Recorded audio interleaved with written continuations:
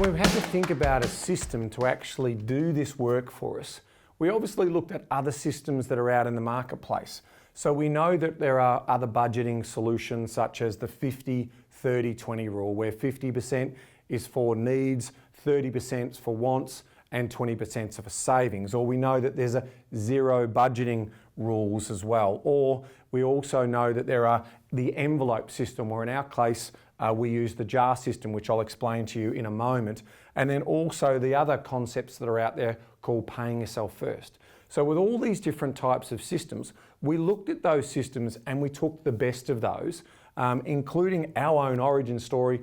Michael Pope, one of our great partners in our business, also had a money management system that he referred to, and we learnt and put all of those things together to come up with our own system. Now, as part of that, we called it MoneySMARTS for that reason. So what does the SMARTS stand for? Well, the first one is strategy. Okay, so when you're thinking about MoneySMARTS, you're thinking about what is the strategy. And I've just outlined a few of those things. It's about controlling your money. It's about having a rules-based system that everyone can learn, and it's really easy to sort of keep in check. The second one was around mindset. And with mindset, what we are talking about is the confidence, the conscientiousness of building good habits and behaviours around how you manage and organise that. Because no system, no process that you built will actually work unless you have that conscientious mindset and you take action as part of that particular thing. The next one is potentially what we refer to as the application.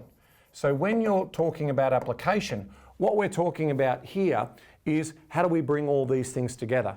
And then how do we bring that in terms of a technology solution, which we'll talk to more in a moment about, in terms of how we bring all those pieces together. Because remember, we're about saving you time, saving you money, and then ultimately making you money as part of that. So then we need to sort of say, okay, well, what are our resources? So what are the things that we're using to be able to make that work? So the resources we've got to think about when it comes to a rules-based system is what's going to be the banking system?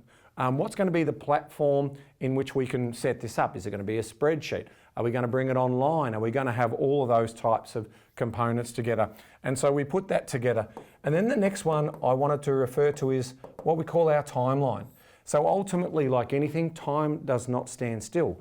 So we've got to be thinking about how we do MoneySMARTS in a timeline process. So we use an annual-based system with a monthly checkup as part of that timeline process.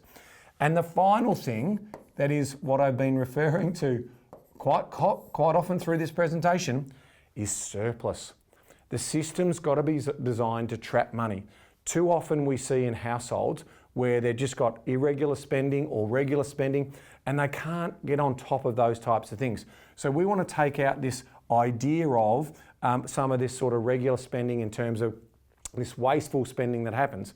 On the big items, like when we're talking about sort of irregular spending, big sort of large items of spend, normally we have a conscious behaviour about that. But when we think about the 7-day float in terms of living and lifestyle account, which I'll explain to more in a moment, we don't necessarily think about that. So we're tapping and going everywhere. And ultimately it's those little expenses that add up to a lot in terms of taking away that surplus.